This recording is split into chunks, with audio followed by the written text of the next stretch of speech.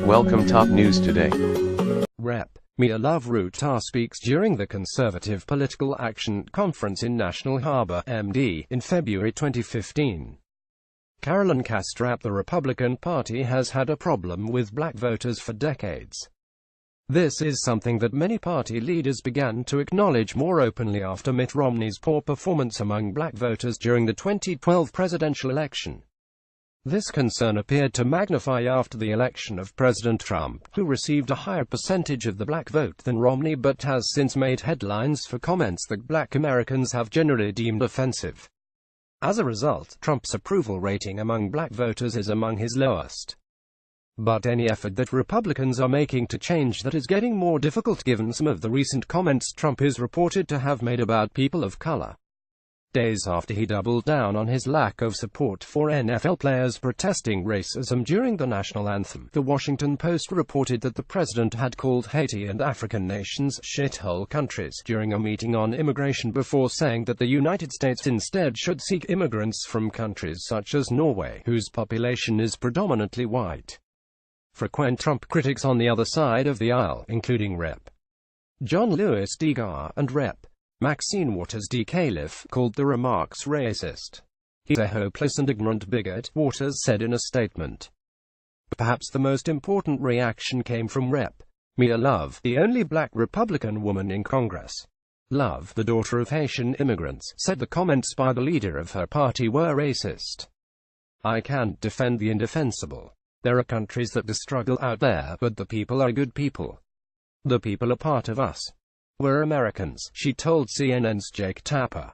After Tapper asked her directly whether she thought Trump's comments were racist, Love replied yes.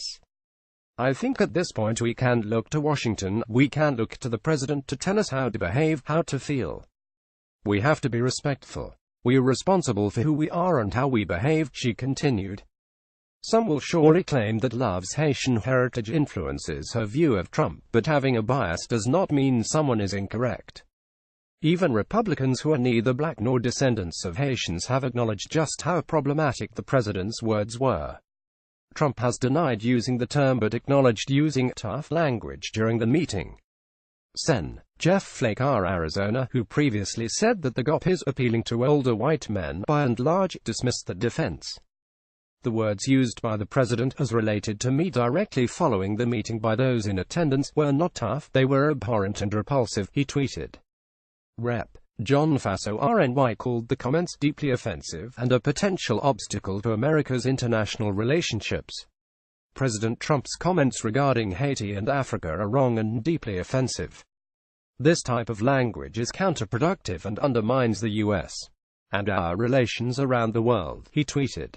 But Trump's latest comments, as well as previous ones, also are undermining his party's relationship with a major constituency. After recent elections in Virginia and Alabama, much attention focused on just how few black women believe that the Republican Party has the best interest in mind. Several black women, along with black men, told the media that they did not vote for the Democratic candidates as much as they voted against Republican candidates supported by Trump. Countless Trump surrogates, most of them white men and/or evangelical leaders, have come out in defense of the president. But the take on his supposed commitment to diversity are likely to carry much less weight among black voters than the remarks from Love.